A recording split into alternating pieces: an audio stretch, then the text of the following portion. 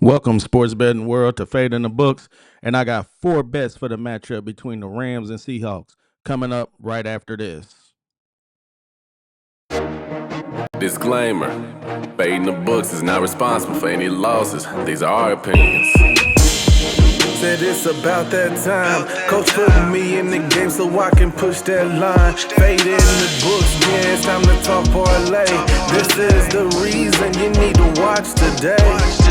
It's almost game day, so let's get paid. We fade in the books, now go ahead and turn the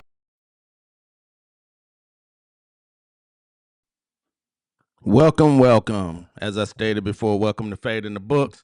And let's get started with these bets. My first bet, taking Puka Nakua over 7.5 receptions. It's going to be a tough matchup, but Stafford in this group is seasoned. As us old people would say, when somebody's seasoned, they done been around before and they know the game.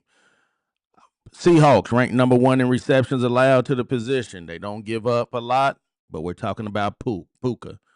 He's over this line in one of the two meetings. The other one falling short by one reception. The Rams, they're gonna find a way to get Puka the ball. Whether by a screen, putting him in the slot. When Stafford sees 1-on-1 with Puka, we already know where the ball's going. So give me 7.5 receptions over as my first bet with Puka. Second bet, rolling over with the tight end. I'm taking Tyler Higbee over 15.5 receiving yards. He's over this line in 4 of the last 5 games. The Rams, they ranked 10th to the position, as we can see in this Props Madness screenshot over the last game. The last game he played against the Seahawks, he went over it. So Higbee, he's not targeted that much. But when he is, normally his one reception is 20 plus yards. So we know that he's not 10-yard, 15. We know he's gonna get that 20, and any other targets and receptions is just a icing on the cake for us. So Higbee and Stafford, I think these two will get it done. One reception is all we need from Higbee, and I think he'll get it done against this Seahawks defense.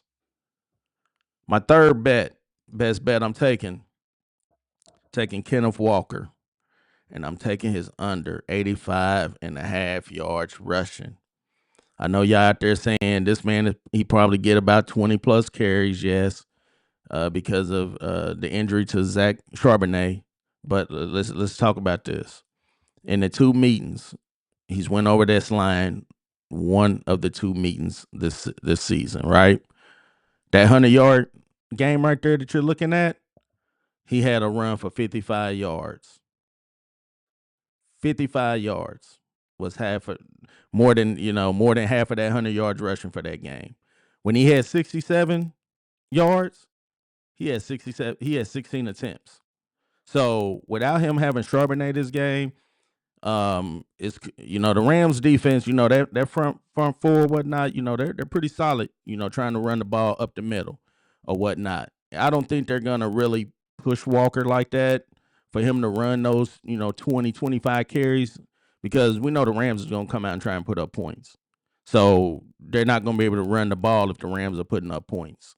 So the Rams, they're ranked 8th in rushing yards to the position. The Seahawks, they do have weapons on the outside. We also got to remember that Sam Darnold, he didn't throw the ball as much last game because he had that oblique injury. So he may come out throwing the ball a little bit more. And it also helped that the Seahawks blew the 49ers out. So they didn't have to do too much on the offense. The defense held them down or whatnot.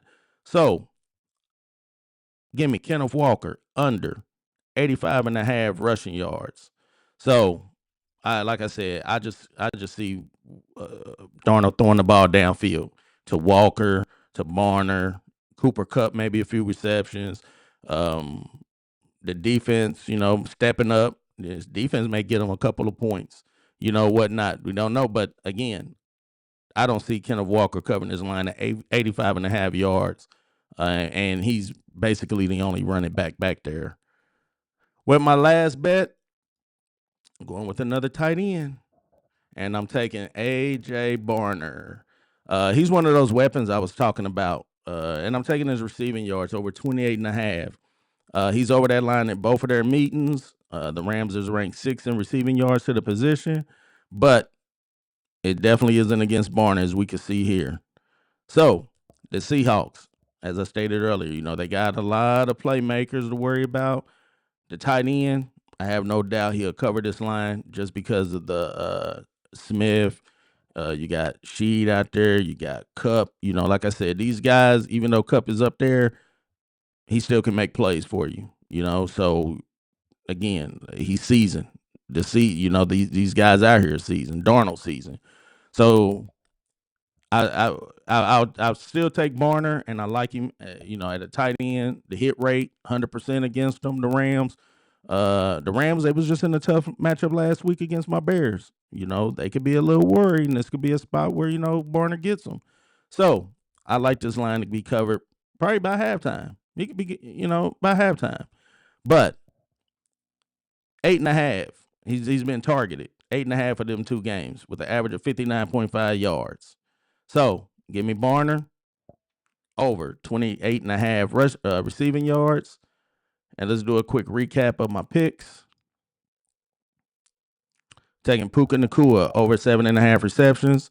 Tyler Higbee over 15.5 receptions. Kenneth Walker under 85.5 rush yards. And I'm taking A.J. Barner over 28.5 receiving yards. That is. I forgot to put the receiving there. But hey, as I stated before on this with this channel, we don't add it.